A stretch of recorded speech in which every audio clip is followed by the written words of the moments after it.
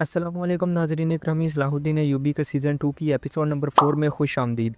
Episode के आगाज़ में हम मिस्र के अखाड़े में चंद आदमियों को देखते हैं जो अपने करतबों से लोगों के दिल जीत रहे होते हैं। कोई आग का करतब दिखाता है तो कोई अपनी कलाबाजियों का। काफ़ी देर ये ऐसे ही चलता रहता है। इसके बाद सलाहुद्दीन और बाकी कैदी अखाड़े में जाकर लड़ने के लिए तैयार हो रहे होते हैं।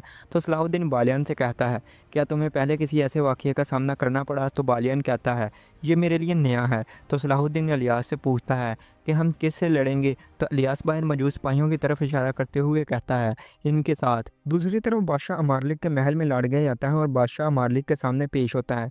तो अमारलिक का बेटा बालबीडन अपने बाप से कहता है, बाबा ये वो लाड़ गए हैं जिसके बारे में ये मशहूर है कि वो अकेला अपनी तलवार के ज़रिए 100 आदमियों को मार सकता है। तो अमारलिक कहता है, मुझे नहीं मालूम, जब वो आएगा तो हम देखेंगे।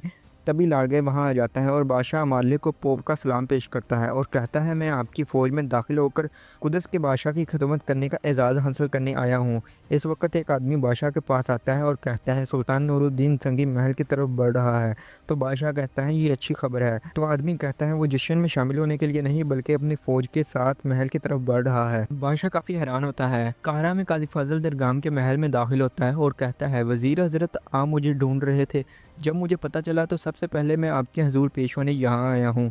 तो दरगाम कहता है, आप कहाँ थे? तो काजी कहता है, मैं जंगी महल में था।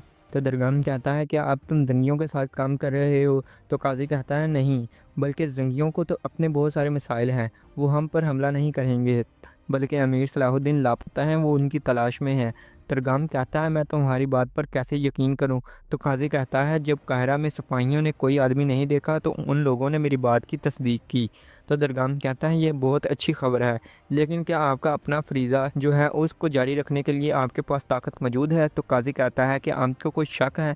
इसके बाद काजी वहाँ से चला जाता है। दरगाम जौहर से कहता है, इसका ताक़ुब करो। और अखाड़े में सिपाही भी आ जाते हैं और दरगाम के आने के बाद वहाँ सब अपना करतब करना बंद कर देते हैं और नूरुद्दीन जंगी बादशाह अमारलिक के महल में आता है। तो बादशाह अमारलिक कहता है, आखिरकार हम दोबारा मिल सके नूरुद्दीन।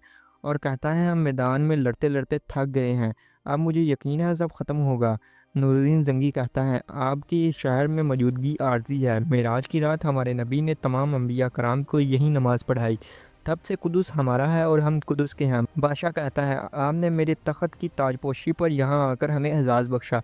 तो नूरुद्दीन कहता है, मैं यहाँ ताजपोशी की तकरीब पर नहीं बल्कि सलाहुद्दीन को ढूंढने आया हूँ। मेरी फ़ौज दीवारों के पीछे मेरे हुक्म का इंतज़ार कर रही है। बादशाह कहता है, सलाहुद्दीन यहाँ नहीं है बल्कि आप मुझ पर शक कर रहे हैं। मैंने अमन व अमान कायम करने के लिए अपनी बहन को मार डाला, क्या मैं ऐसा कर सकता हूँ? तो नूरुद्दीन जंगी कहता है, मैं इस पर भी तहकीक करूँगा कि तुमने तख्त के लालच में तो नहीं अपनी बहन को कत्ल कर दिया। इसके बाद नूरुद्दीन जंगी कहता है, अमीर सलाहुद्दीन के लिए तैयार किया गया जाल जल्द या बदेर सामने आ जाएगा, तो दुआ करो कि तुम इसमें शामिल ना हो। इसके बाद बादशाह नूरुद्दीन को तकरीब में शामिल होने को कहता है, लेकिन नूरुद्दीन जंगी कहता है, मैं हरगिज़ इस तकरीब में शामिल नहीं होऊंगा। जो ताज तुम इस सर पर पहनोगे वो जल्दी ही इस सर पर नहीं होगा। इसके बाद सुल्तान यहाँ से चला जाता है। मिस्र में खलील को रक्स करने के लिए अखाड़े में भेजा जाता है। तो माइल्स इसके बाद बाकी कैदियों का कहता है, अब इसके बाद तुम्हारी बारी है।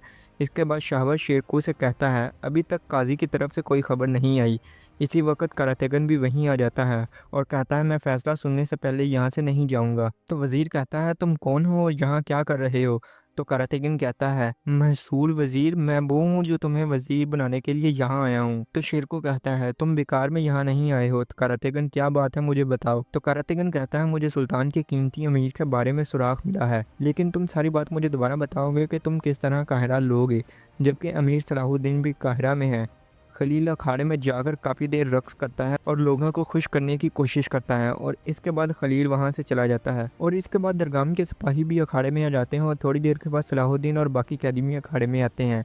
और बालियान सलाहुद्दीन से कहता है, कुएं से निकलने के बाद तुम फिर एक मुसीबत में पड़ गए। सलाहुद्दीन अखाड़े में आता है और दरगाम के सिपाही उन पर हमला कर देते हैं। दरगाम जौहर से कहता है, कोनत माइल्स की मेहमान नवाजी की जाए। सलाहुद्दीन और बालियान अखाड़े में अपनी बहादुरी और ताकत दिखाते हैं, जबकि करातेगन और योरोगी भी उसी तकरीब में शामिल हो जाते हैं।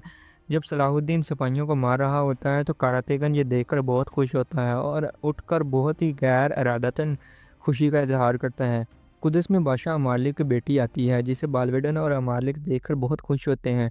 वहीं मौजूद लारगाय भी बहुत खुशी का इजहार करता है, लेकिन शहजादी के तासरात से ऐसा लगता है जैसे वो इसे बिल्कुल पसंद नहीं करती। उधर सुल्तान नूरुद्दीन जंगी को भी ये खबर मिल जाती है कि सलाहुद्दीन बिल्कुल ठीक है, बस उसे कैदी बनाकर मिस्र में ले जाया गया है। मिस्र के अखाड़े में जब काफ़ी मिस्री सिपाही मर जाते हैं तो वहाँ काफ़ी ताकतवर और जल्लाद किस्म के आदमी आते हैं, लेकिन सलाहुद्दीन और बारियान अपनी महारत का इस्तेमाल करते हैं। काजी फाजल शमसा खातून के पास आता है और इसका हाल अहवाल पूछता है, तो शमसा कहती है, मैं समझती थी कि शाहबर बदतर है, लेकिन दरगान तो उससे भी बदतर है।